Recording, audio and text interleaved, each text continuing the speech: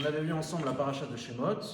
Ça avait été l'occasion un peu de mettre en lumière les capacités d'introspection qu'on attendait de nous, et que souvent on attend d'Akadosh Baruch Hu s'intéresse à nous, mais qu'il faut d'abord s'intéresser à nous-mêmes avant que Akadosh Baruch Hu veuille bien s'intéresser à nous. Et donc cette semaine, c'est la paracha de Bo. Paracha de Shemot, c'était le début, l'enclenchement de la délivrance des Bnei Israël, et la paracha de Bo, c'est la conclusion. Paracha de Bo, comme d'habitude, on va faire un petit aperçu de la paracha de la semaine. C'est donc les 3 dernières plaies, qui sont donc les Sotrel, Arbé, Rocher et Makat Bechorot. À partir de Makat Bechorot, c'est la fameuse Geoula Yetziat Mitzrayim.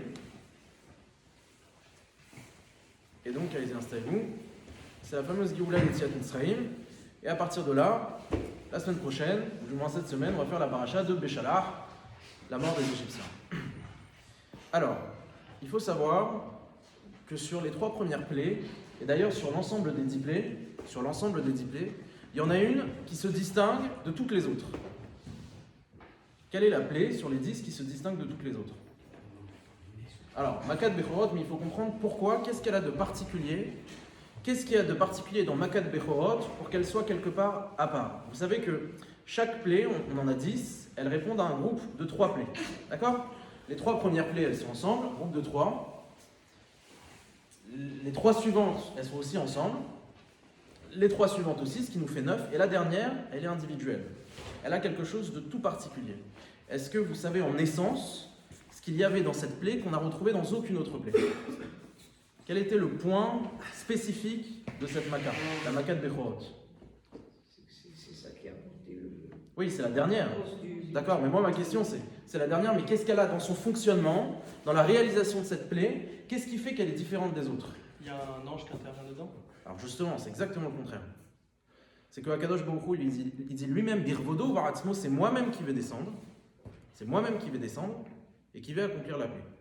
Alors, vous allez me dire, mais qu'est-ce que ça signifie à notre niveau? Pourquoi pour les autres plaies, c'était pas Akadosh Baruch Hu? En vérité, si, c'était Akadosh Baruch Hu. Mais ce qu'on veut nous dire par là, c'est qu'il faut comprendre que la réalité, la nature qui nous entoure, elle constitue un masque vis-à-vis de la présence d'Hachem. Et sur toutes les autres fois, on va dire que l'effraction de ce masque de la nature, il pouvait être attribué, Chas v'Shalom, à la sorcellerie ou autre chose. Ce qui a fait que Paro, à chaque fois, il a eu des doutes. Sur cette Maka en particulier, l'effraction de ce masque de la nature de la réalité va être telle qu'il va être beaucoup plus compliqué de dire que ce n'est pas Akadosh Baruch Hu qui est derrière tout ça. Autrement dit, dans cette plaie, c'est une manifestation glorieuse et directe d'Akadosh Baruch Hu. C'est lui-même qui dit « je vais descendre moi-même et je vais accomplir ». Est-ce que c'est clair pour tout le monde? Ok. Vous savez que d'ailleurs à Pessah, cette plaie elle a eu lieu le soir de Pessah, d'accord, le 14 Nissan au soir, et c'est la raison pour laquelle on dit que c'est Leil Shimurim. C'est une soirée qui est extrêmement, vous savez que Alpi Kabbalah on dit qu'elle a une équivalence avec Rosh Hashanah. D'ailleurs vous savez qu'il y a 6 mois à peu près qui les séparent. Il y a une équivalence entre le 15 Nissan et Rosh Hashanah. Pourquoi? Parce que c'est des moments où la présence d'Akadosh Baruch Hu dans le monde, elle se manifeste de façon exceptionnelle. Ce qui fait que le soir de Pessah, on est en contact, on raconte la Haggadah auprès d'Akadosh Baruch Hu. D'accord? Bon. Manifestation d'Akadosh Baruch Hu, directe, exceptionnelle et fantastique. Et pourtant, cette plaie elle va présenter une deuxième particularité qu'on va retrouver dans aucune autre. Quelle est l'autre particularité? Justement, et la Torah n'hésite pas à aller dans le détail justement de cette particularité de Makat Bechorot. Qu'est-ce qui s'est passé dans Makat Bechorot? Moi j'ai entendu ce Shabbat qu'en fait tous les Égyptiens, les enfants qu'ils avaient, c'était tous des premiers-nés. Donc ils ont tous été frappés. Parce que les femmes en fait avaient Ouais. eu plusieurs liaisons avec Excellent. plusieurs hommes différents. Excellent. Et que donc tous les enfants Ouais. étaient tous des. Enfin tous les garçons Ce étaient tous des premiers-nés. qui ne la rend pas différente de toutes les autres plaies. Ou toutes les autres plaies également, tous les Égyptiens ont été frappés. D'accord? Il n'y a pas eu d'exception. Moi je vous parle vis-à-vis des Bnei Israël.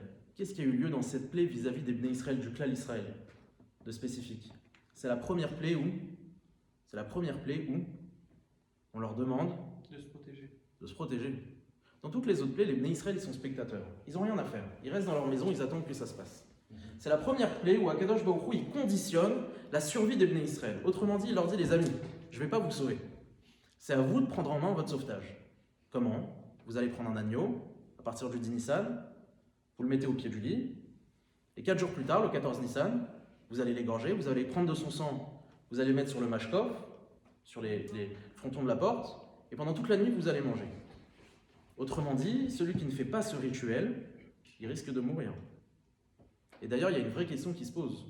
Est-ce que lors de Makat Bechorot, des Bnei Israël sont décédés, sont morts, ont été emportés par la Makkah? Des Bnei Israël qui n'ont pas fait le Korban Pessah. On sait tous que le Korban Pessah, ça a été une épreuve, puisque l'agneau, il symbolisait une des divinités de l'Égypte. Donc il fallait du courage pour venir le griller, les odeurs qui embaumaient toute l'Égypte, le manger en collectivité, vous vous rendez compte? Enfin, je veux dire, aujourd'hui, il suffit qu'il y ait parfois des profanations de certains textes sacrés pour avoir des conséquences terribles. Mais imaginez là, à l'époque, ils étaient chez les Égyptiens. Est-ce que ça viendrait à l'esprit, dans un pays, vous voyez à quoi je veux faire allusion, de venir et de profaner le texte sacré en question? Mais là, c'est ce qui s'est passé. Akadosh Baruch Hu, il attend une participation des Bnei Israël. Toutes les autres plaies, ils étaient tranquillement installés dans leur siège attendant que ça se passe. La plaie du sang, la plaie des grenouilles, ils n'ont rien fait. À la rigueur, il y a une plaie sur laquelle on peut discuter, qui est la plaie de Arbé. Pardon, pas Arbé, la plaie de Barad, la grêle. Où Akadosh Baruch Hu, il leur dit, s'ils veulent sauver leur troupeau, qu'ils rentrent leur troupeau à l'intérieur de chez eux.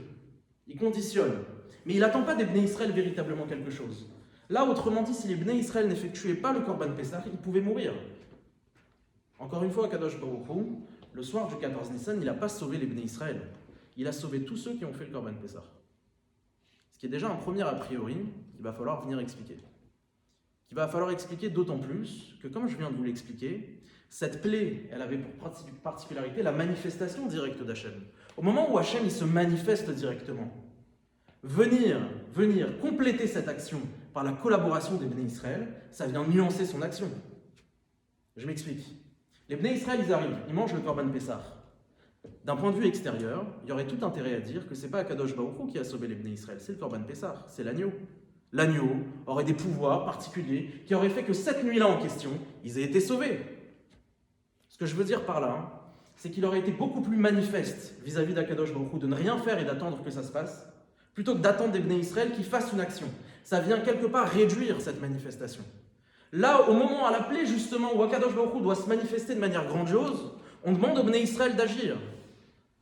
Ce qui peut nous laisser à penser, et on va parler de ce qu'on appelle les biais ou les distorsions cognitives, c'est-à-dire des schémas de pensée qui nous induisent en erreur, ce qui peut nous laisser à penser ici que ce n'est pas Akadosh Baruch Hu qui a sauvé les Bnei Israël, c'est l'agneau pascal, c'est le Korban Pessah. Et vous voulez que je vous dise même, c'est pas anodin que les Bnei Israël, quand ils ont fait le veau d'or, alors c'est un veau, c'est un agneau, mais quelque part, imaginez-vous, mettez-vous encore dans l'esprit des Bnei Israël. Ils peuvent toujours se dire que ce qui les a sauvés d'Égypte, c'est l'agneau, c'est d'avoir consommé l'agneau, c'est de l'avoir sacrifié. Il y a cette idée qui est possible. Et pourquoi Akadosh Baruch Hu, il a laissé faire cette idée-là? Pourquoi il a attendu des Béné Israël une collaboration, là où justement il devait se manifester au maximum? Est-ce que la question, elle est claire et elle est comprise? Ok?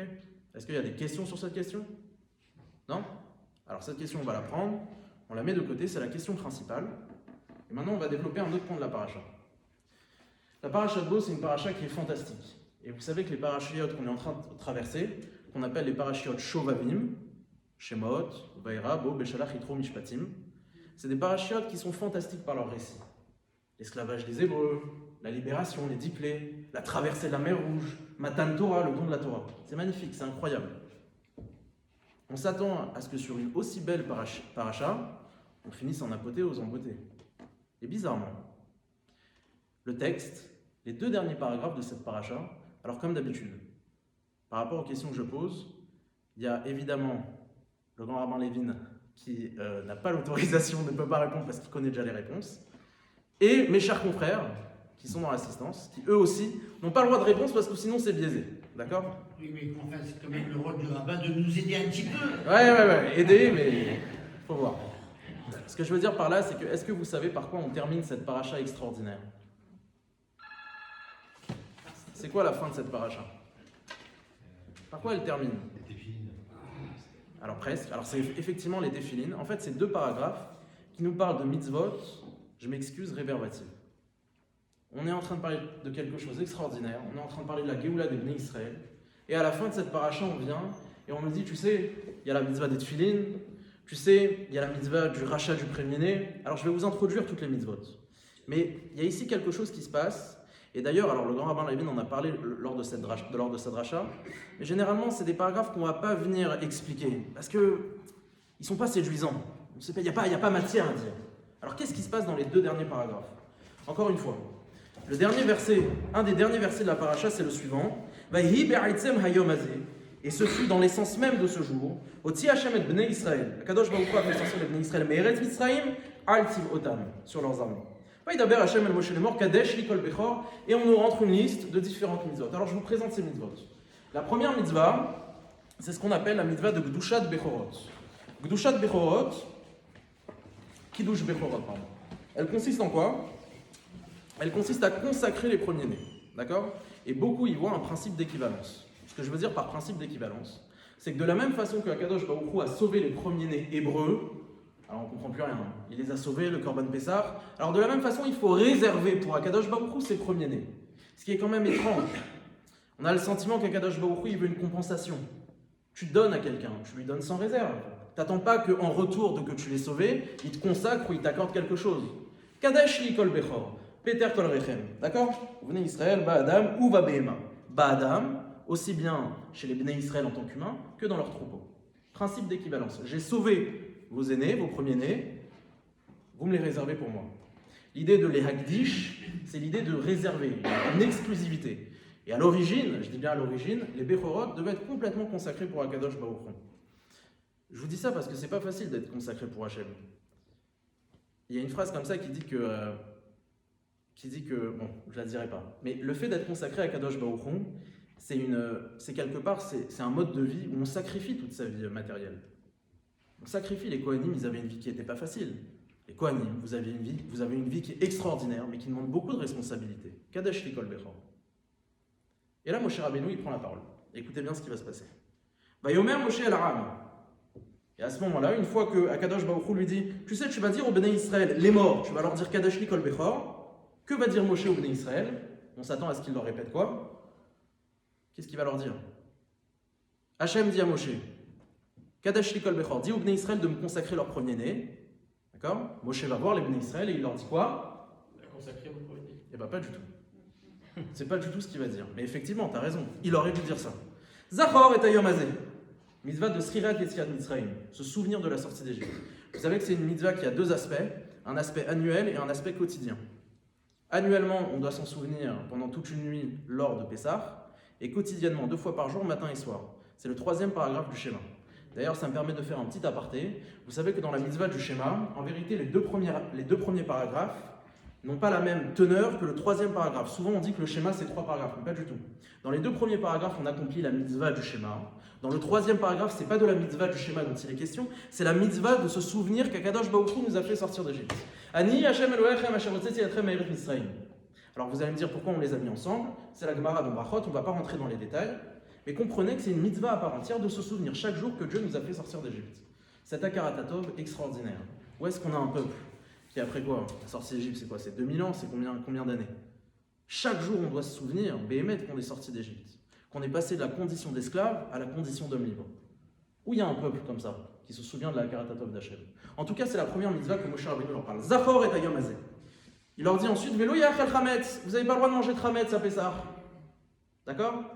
Shivat yamim tochal matzot, vous mangerez des matzot. Troisième mitzvah. Ensuite, Vigata levincha bayomahu, vous raconterez, vous ferez la mitzvah de la Haggadah. Vaya lecha leot al yadecha, et la mitzvah des tefillin.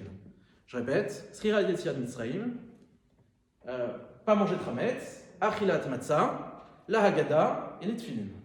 Moshe Rabbeinu, qu'est-ce qui t'arrive? Qu'est-ce qui t'arrive, Béhémet? Hachem, il est venu te voir, il t'a dit, va dire un commandement au Bnei Israël, Kadesh likol bechor, la mitzvah de Gdushat Bechorot. De quoi tu es en train de me parler?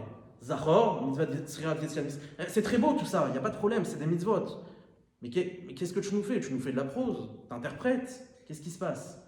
Moshe Rabbeinu, il a été choisi parce que justement, quelque part, il est tellement adav qu'il ne laisse pas d'empreinte à l'enseignement qu'il reçoit d'Hachem. C'est ce qui a fait qu'il a été choisi. Nous, quand on reçoit un enseignement, on a toujours notre expérience personnelle qui parle, et la façon dont on va le retransmettre, elle va être imprégnée de nos préjugés, de nos différences, de nos expériences. Moshe Rabbeinu a été justement choisi parce qu'il était tellement anav, il était tellement en mesure d'adhérer, d'avoir une adhésion avec la parole d'Hachem, qu'Akadosh Baruch Hu l'a choisi pour reproduire exactement.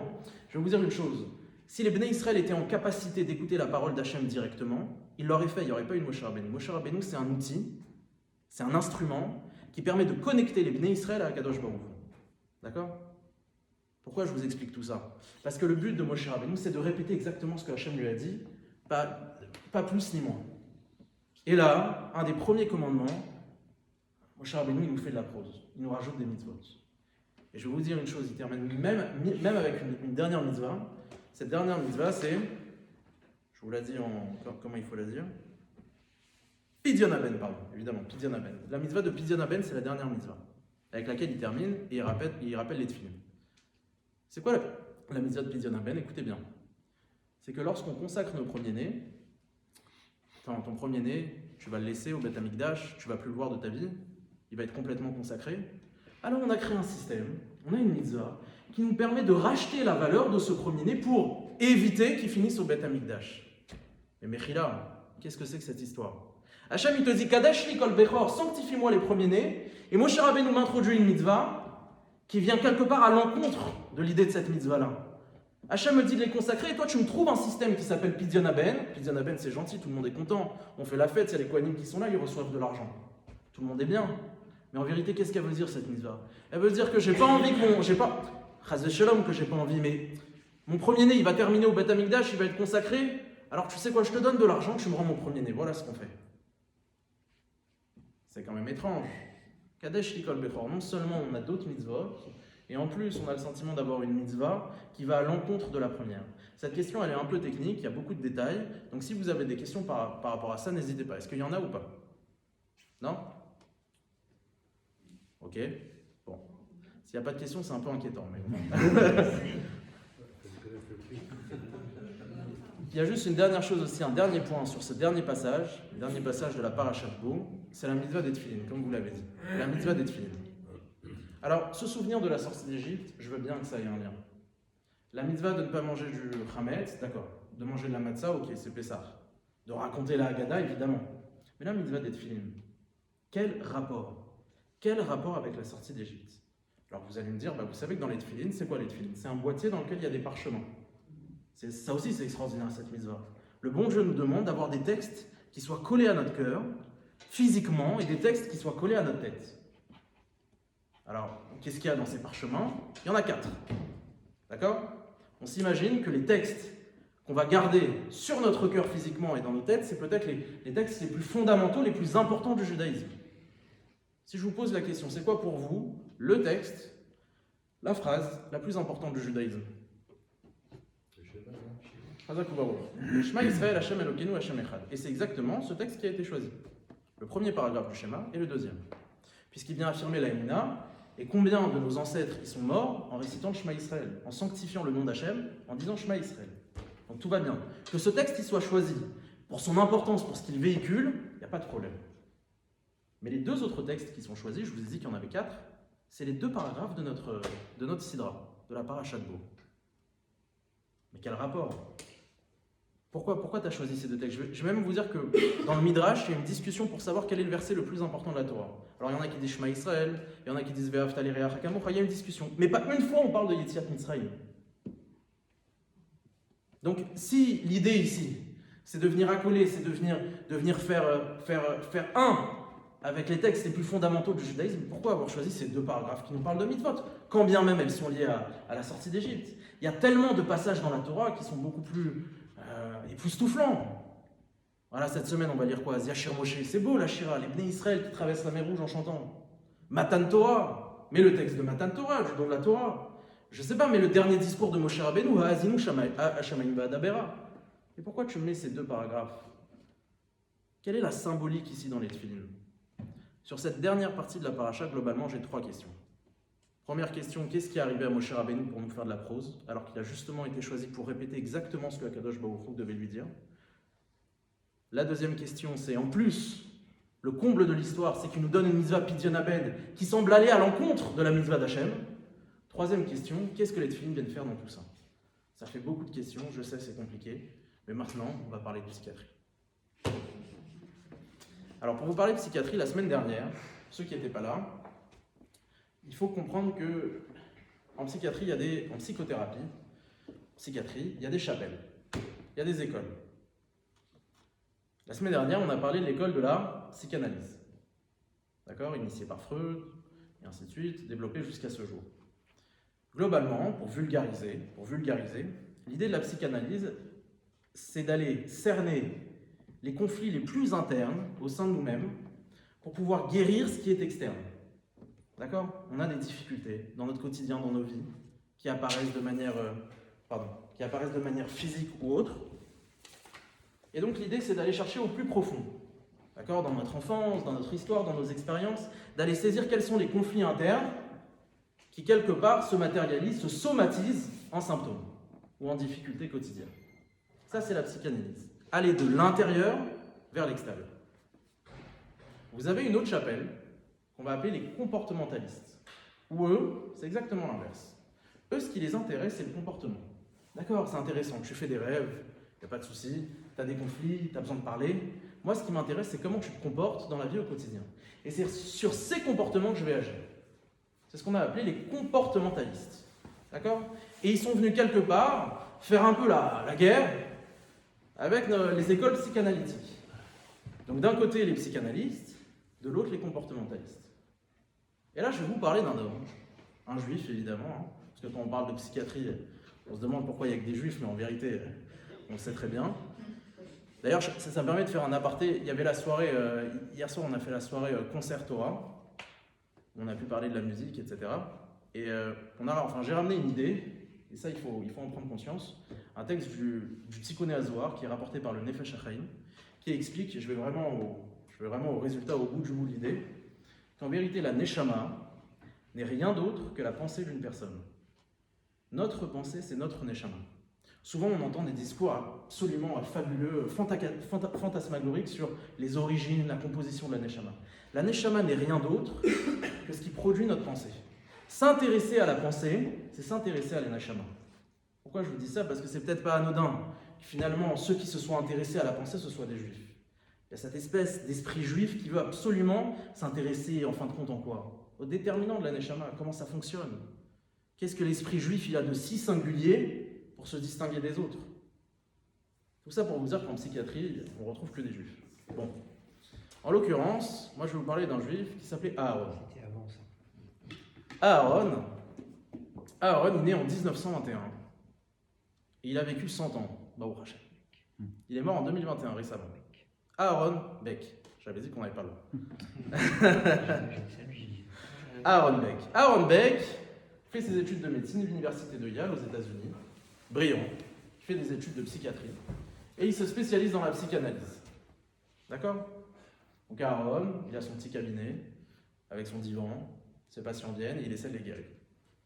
Mais Aaron, il est embêté. Il est rongé par en fait le contre-transfert. C'est-à-dire que vis-à-vis de ses patients, il voit que ses patients souffrent et il souffre avec eux. Et il se dit, mais comment je vais les aider? Comment je vais pouvoir les aider? Et un jour, il y a une patiente qui lui raconte ses rêves, ou du moins il s'intéresse à ses rêves. Il voyait beaucoup de patients déprimés. Et à un moment, elle lui dit, mais docteur, qu'est-ce que vous vous intéressez à mes rêves? Je vous répète que toute la journée, je me dis que je suis nul, je vaux rien, et à quoi bon la vie? En quoi mes rêves, ça va m'aider? Et là, je vous fais grossièrement, hein, mais ce docteur Beck, Aaron Beck, il a un déclic, il se dit, mais c'est vrai ça. Plutôt que de s'intéresser aux rêves de la personne, intéressons-nous à ce que le patient m'apporte de manière consciente, ses pensées conscientes. Je suis nul, on se dévalorise, on essaie de se dire qu'on ne vaut pas le coup, que la vie ne vaut pas la peine d'être vécue. Et donc il va se dire, mais c'est ça, ça va être mon matériel de travail. Mon matériel de travail, plutôt que d'être les pensées inconscientes du patient, plutôt que d'être ses comportements, je vais m'intéresser à l'entre-deux qu'on appelle les pensées conscientes. Et donc ça va être la naissance d'un mouvement qu'on va appeler les thérapies cognitivo-comportementales. Thérapie pour soins, cognitivo pour la pensée, comportementale pour le comportement. Il est en fait finalement entre les deux. Il se dit, moi je m'intéresse aux pensées conscientes de la personne et je vais travailler sur ces pensées. Qu'est-ce qui fait que cette personne se dévalorise tout le temps? Et je vous avais parlé au début des distorsions cognitives ou des biais cognitifs. Je vais vous expliquer ce que c'est. Notre cerveau, il n'a pas le temps. Il n'a pas le temps d'enregistrer toutes les informations. Quand il a une information, il faut qu'il la traite rapidement parce que sinon ça l'épuise. Donc il crée des raccourcis. Donc ces raccourcis, la plupart du temps, ils sont efficaces et ils nous servent. Seulement, il arrive que par moment, ces raccourcis, ils nous trompent nous-mêmes. Ce qu'on va appeler des distorsions cognitives. C'est-à-dire qu'il va déformer la réalité pour nous rendre service à la base, mais ça ne va pas nous rendre service. D'accord? Et d'ailleurs, vous savez que le shiur que je fais, il est très actuel.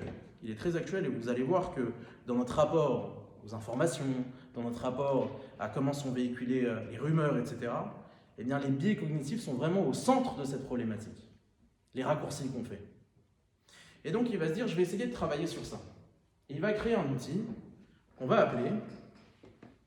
Vous l'avez? Échelle. Non, alors, effectivement, il va créer l'échelle de la dépression, l'échelle de Beck, parce qu'il va s'intéresser aux patients déprimés. Il va créer un outil qui s'appelle les colonnes de Beck. C'est quoi les colonnes de Beck? Écoutez bien. Ça peut vous servir. Il va dire, c'est simple. Je vais avoir un patient, je vais compartimenter sa pensée. Qu'est-ce que ça veut dire? Le patient, il vient, il me dit, racontez-moi ce qui s'est passé cette semaine. Cette semaine, j'ai eu une altercation avec quelqu'un à la synagogue pour changer. Je rigole. Non, on Hachem. À la synagogue, il n'y a que des bonnes volontés. J'ai eu une altercation au travail, ça s'est mal passé. Alors il dit, ok, très bien. On va reprendre les choses étape par étape. Situation. Quelle est la situation? Je suis au travail, je suis arrivé en retard parce que mes enfants étaient malades. D'accord? Et qu'est-ce qui s'est passé? Mon patron, il m'a fait une réflexion, alors qu'il ne savait pas que ça a été compliqué pour moi, je n'ai pas dormi la nuit, etc. Ça, c'est la situation. Quelle émotion ça vous a procuré? Situation, émotion. L'émotion que ça m'a procuré, c'est beaucoup de colère, beaucoup de frustration. Je ne pouvais pas lui répondre, c'est mon supérieur hiérarchique. Beaucoup de déception. Il n'a pas cherché à s'intéresser à moi. Il ne s'intéresse pas à moi. Situation, émotion. Je lui dis très bien. Maintenant, écoutez bien. Et là, ça va être un point important. Il faut savoir que chacune de nos émotions est le fruit d'une pensée. Il n'y a pas d'émotion spontanée. Ça, il faut bien se le mettre dans la tête. Il n'y a pas d'émotion spontanée.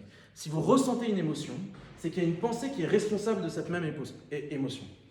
Seulement, et c'est là où va y avoir tout l'enjeu, la question c'est est-ce que j'ai conscience de cette pensée ou je n'en ai pas conscience? D'accord? Ce qui fait qu'on va distinguer deux types de pensées. Les pensées dont j'ai conscience et les pensées en fait qui m'échappent, qui résultent de ce que je vous parlais, les courts-circuits du cerveau. On va appeler ça les pensées automatiques. Pensées automatiques. D'accord? On peut appeler aussi les pensées intrusives. Intrusives. Elles viennent créer une intrusion dans mon esprit, sans que je leur ai demandé quoi que ce soit. Voilà, en parlant d'intrusion, allez, installez-vous. D'accord? Et donc, Aaron Beck, il va dire il va falloir identifier ces pensées automatiques, ces pensées intrusives. D'accord, alors vous êtes rentré, votre patron il vous a grondé, et vous avez ressenti beaucoup de déception, beaucoup de tristesse. Mais à votre avis, pourquoi? Parce que mon patron, je sais que c'est quelqu'un d'orgueilleux, qui a aucune empathie sur les autres, qui ne s'intéresse pas à ses employés, etc. et ainsi de suite. Et il va lister toutes les pensées automatiques, toutes les pensées intrusives qui viennent à l'esprit de cette personne. À partir de là, on a fait un premier travail. Situation, émotion, pensée intrusive. Et Aaron Beck va poser la question du degré de croyance dans ses émotions et ses pensées.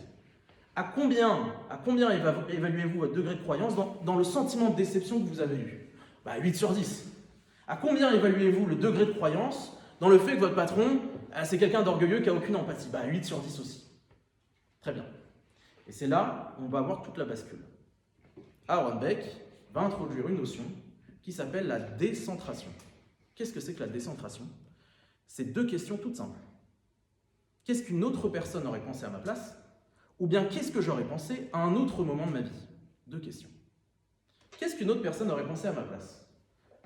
Peut-être qu'une autre personne qui n'est pas dans la société, etc., aurait pensé, il avait peut-être, des impératifs de travail à faire, etc. Et donc, c'est pour ça que finalement, il était très à cheval sur les horaires. À un autre moment de ta vie, qu'est-ce que tu aurais pensé de cette même situation? C'est vrai que là, j'avais pas dormi de la nuit, c'est compliqué dans mon couple en ce moment, etc. Mais si je me sentais bien, au meilleur moment de ma vie, le jour de ma bar mitzvah, j'aurais dit quoi? J'aurais dit, peut-être que lui-même, il doit être très malheureux, ou peut-être que malheureusement, il doit souffrir, et que c'est sa façon finalement de se décharger. On appelle ça le déplacement.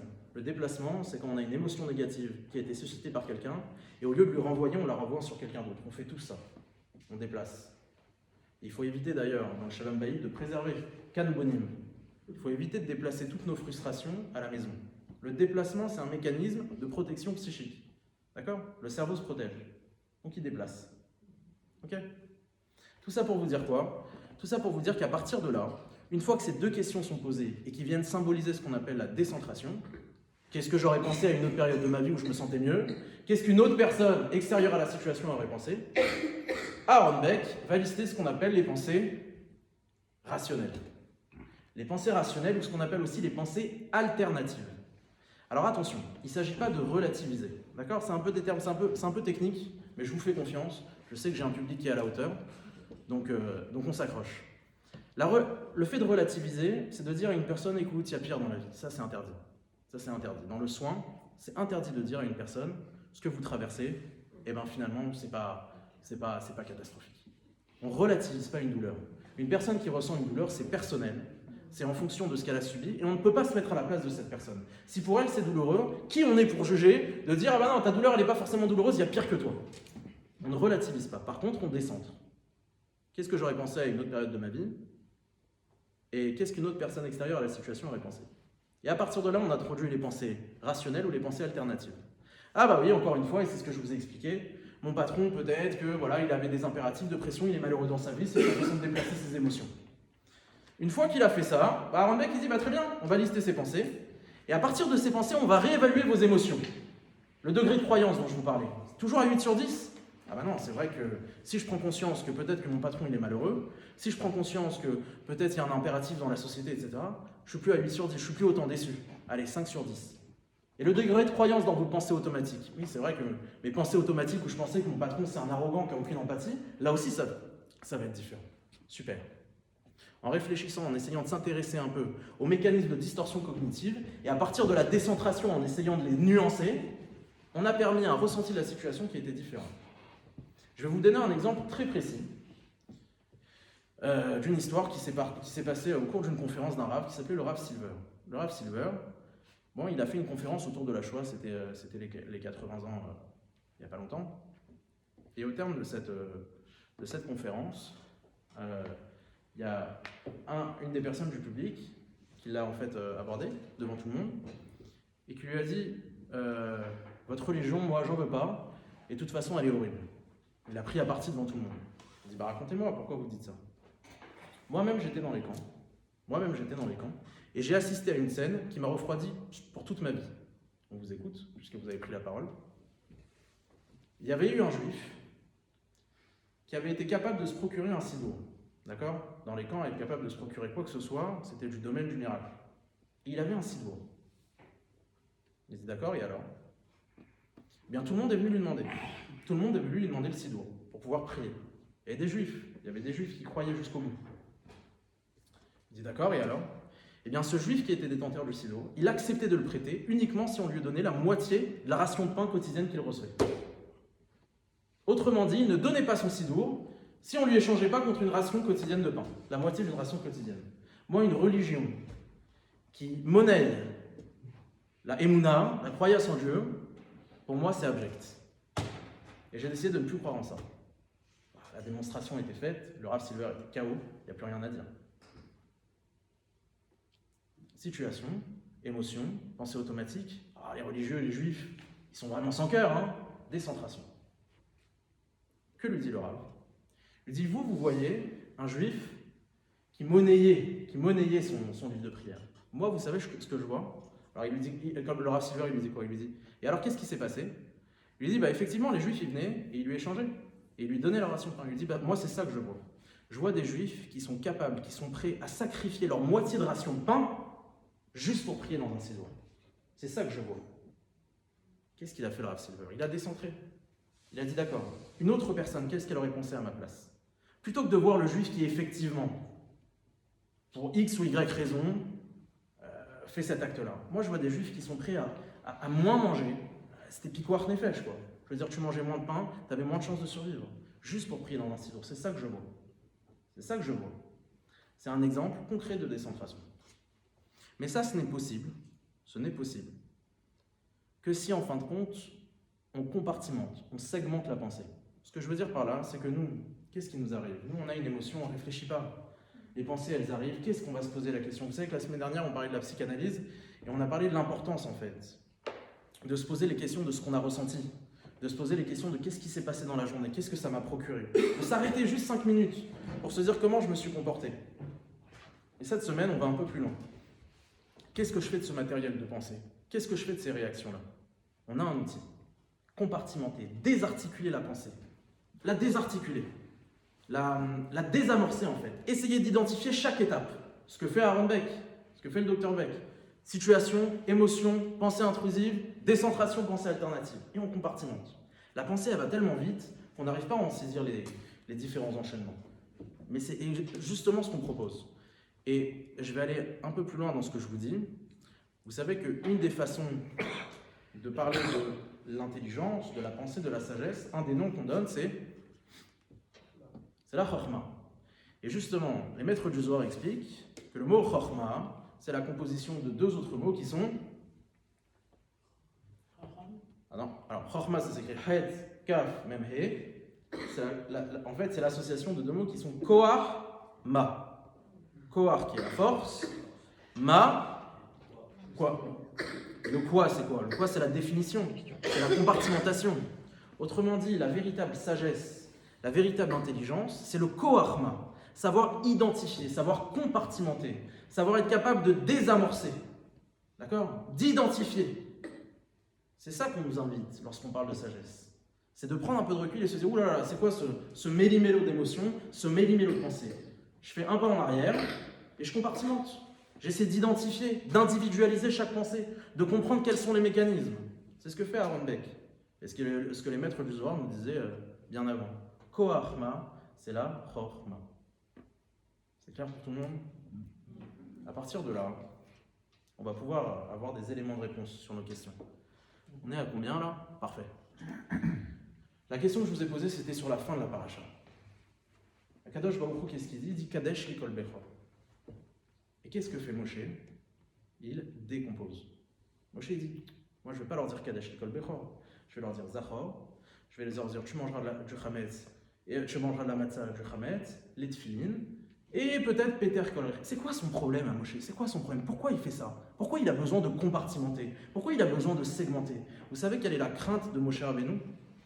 C'est que le rapport à Kadosh Baruch Hu des Bnei Israël il soit émotionnel. Vous allez me dire pourquoi. Imaginez la situation. Les Bnei Israël viennent d'être sauvés d'Égypte. Tous leurs premiers-nés, ils ont été sauvés. Les premiers-nés des Égyptiens, ils ont été décimés. Quand une personne, elle nous fait une tova, quand une personne, elle nous fait quelque chose de bien, ce qui nous démange, c'est quoi? Qu'est-ce qui nous démange? Une personne. Le remercier, lui rendre l'appareil. Pourquoi? Parce que quelque part, c'est presque narcissique. Ça nous met dans une situation d'infériorité. Ce que je veux dire par infériorité, c'est qu'une personne qui nous fait du bien, on se sent redevable, de manière innée, de manière naturelle. Hachem, il vient, il dit Kadesh Likol Bechor. Mais évidemment, mais ils attendaient que ça, les Bnei Israël. Ils attendaient que ça, de pouvoir rendre à Kadosh Baruch Hu ce que Hachem leur avait lui-même donné. C'était presque trop facile, parce que ça résultait de l'émotionnel. Moshe, comment on peut rendre à Hachem? C'est un miracle extraordinaire. Allez, je vais faire un don à la tzedaka, je vais faire. Dis-moi, Kadesh Likol Bechor. Moshe ne veut pas de ça. Il ne veut pas que le rapport à Kadosh Baruch Hu il soit émotionnel. Pourquoi? Quel est le danger? C'est quoi le problème? C'est super l'émotion quand tout va bien. C'est super, c'est génial. Oui, c'est super quand tout va bien. Mais le jour où ça va mal, le jour où les choses ne se passent pas comme tu l'entends, et que tu as tes émotions qui t'envahissent, et que tu n'as pas les armes pour les contenir, eh bien là, tu peux en venir à faire le feu d'or. Les mêmes qui étaient là à dire Kadesh Likol Bechor, j'ai envie de sanctifier à Kadosh Baruch Hu, j'ai envie de donner à Hachem. Un rapport émotionnel, l'émotion c'est très bien mais c'est dangereux. L'émotion c'est très bien mais c'est risqué. Parce que quand ça va mal, ça peut se retourner contre nous. Autrement dit, Moshe Rabbeinu les met en garde. Et leur dit hors de question que je vous dis Kadesh Likol Bechor parce que vous allez tous venir et vous allez attendre que ça. Donc on va compartimenter. Non. Zachor, souvenir, mais tu rigoles ou quoi? Évidemment qu'on va s'en souvenir. Ah ouais, on va s'en souvenir. Aujourd'hui on s'en souvient autant qu'à l'époque. C'est un travail. Zachor. Allez, alors, tu sais quoi? Cognitivement, psychiquement, tu n'arrives pas à t'en souvenir. Je vais le faire olfactivement. Tu vas prendre du chametz, tu vas pas le manger, tu vas manger de la matzah. Le système limbique, le système le plus archaïque, les odeurs, le goût. C'est le système de mémoire qui est le plus archaïque. Et à la fin, les tefilin. Et là, je vous dis, mais pourquoi les tefilin? Ve'aya lecha leot al yadecha, vis-à-vis du cœur, ou tutafot ben yanecha, vis-à-vis de la tête. Les tefilin, c'est quoi le message des tefilin? C'est le cœur, les émotions et la tête. Et vous avez remarqué que le boîtier du cœur, pour les hommes, bon, pour les femmes, c'est moins évident de le remarquer, il est uni. Tous les textes sont marqués sur un même parchemin, alors que le boîtier de la tête, il est compartimenté. Il est compartimenté. On individualise chaque texte. On dit ne mélange pas les textes. Chaque texte, il a ça. Autrement dit, la force de la tête, c'est sa capacité à désarticuler la pensée. Et c'est l'idée d'Yetziat Mitzrayim. J'ai pas envie que tu sortes au moment où les Bnei Israël ont connu la plus incroyable et extraordinaire délivrance, de dire ah j'aime Hachem, Hachem, Idbar. Non, tu compartimentes. Zachor, Ve'achalta Matzah, Lo Yachel Chametz. Tu compartimentes. C'est l'essence même de la sortie d'Égypte. Akadosh Baruch Hu, il leur a donné un moyen mémotechnique chaque jour. Vous allez les mettre et vous allez vous répéter qu'il ne faut pas venir embrasser l'émotion de manière spontanée, innée et sans réfléchir. Et la mitzvah des tefilin, elle vient incarner justement ce que Moshe Rabbeinu a fait lui-même. Ce qu'il l'a fait, il l'incarne, il le symbolise à travers la mitzvah des tefilin. Tous les matins. Vous savez, c'est Mohar Shalit à la lèvre. C'est l'esprit qui doit dominer sur le cœur. Mais de quelle manière? Parce que souvent c'est facile de dire l'esprit domine sur le cœur. De quelle manière? En compartimentant, en désarticulant la pensée, en essayant de décomposer. Le message des tefilin, on compartimente les parchemins. Quelle était la première question que je vous ai posée, la question principale? Le chiron. L'agneau sur les portes. Non, alors vas-y, précise. Tu demandais exactement pourquoi on avait mis le sang sur les portes et du coup, après, on se posait la question, mais pourquoi il nous fait faire ça et du coup, se penser que c'était plutôt le veau qui les avait sauvés plutôt qu'Hachem lui-même. Pourquoi au moment où on a l'appelé la plus manifeste de la présence d'Hachem, va Anochi, moi je vais descendre. On nous demande une collaboration des Bnei Israël qui vient quelque part nuancer la présence d'Hachem. Parce que justement, on révèle à Kadosh Baruch Hu quand l'homme y participe. Hachem ne veut pas la négation de l'homme. Le rapport au divin dans le judaïsme, c'est pas une négation de l'homme. Dieu tout-puissant, le Dieu qui efface, le Dieu qui supprime l'humanité, le Dieu qui est plus fort que tout. Non. À Kadosh Baruch Hu, il ne veut pas que ce soit émotionnel, que ce soit spectaculaire et époustouflant. Il veut que nos rapports au divin soient réfléchis, ils soient agis à travers des actions. Au moment où Akadosh Baruch Hu se manifeste le plus, il nous dit c'est maintenant que je te demande d'agir. Dans la même idée, dans le même rapport, par rapport à ce qu'on disait. L'idée, c'est de ne pas embrasser l'émotion. Parce que l'émotion, elle est dangereuse, elle est risquée. Akadosh Baruch Hu veut qu'au moment où il se manifeste le plus, les Bnei Israël comprennent qu'il attend d'eux une participation. Pas pour nier justement sa présence, mais au contraire, pour comprendre que leur rapport à Hachem, ça doit être un rapport qui doit être d'abord rationnel avant d'être émotionnel. D'abord intellectuel avant d'être sentimental. D'abord réfléchi avant d'être inné. Et ça évite toutes les dérives qu'on voit ailleurs. Vous voyez ce que je veux dire? Ils ont une grande émouna, hein. Ils ont une grande émouna pour se sacrifier pour leur Dieu. Et tout ça, c'est émotionnel. Aujourd'hui, ils sont capables de jurer sur leur Dieu. Demain, il suffit de leur retourner le cerveau, ils seront capables de se tuer pour une autre cause. Le rapport au divin dans le judaïsme, c'est un rapport qui est d'abord réfléchi avant d'être émotionnel. Ça ne veut pas dire qu'on nie l'émotionnel, au contraire. L'émotionnel, il est là pour révéler l'intellectuel, pour révéler justement le cognitif. Mais il y a un ordre à respecter. Et vous savez que je terminerai avec ça. Le mot mitzvah, on dit que c'est la comment dire, ça vient d'un mot en hébreu qu'on appelle tzavta. C'est quoi tzavta? Non. Tsevet. C'est quoi tsevet? Un groupe, une équipe, une association. L'idée de la mitzvah, c'est pas venir et de s'effacer devant Dieu, c'est de collaborer avec Dieu. C'est de participer, c'est de créer un groupe. Au moment où Akadosh Baruch Hu se manifeste le plus, il attend que les Bnei Israël participent. Il n'attend pas que les Bnei Israël soient complètement écrasés par la présence d'Hachem. Parce que c'est la pensée qui doit primer d'abord sur l'émotion.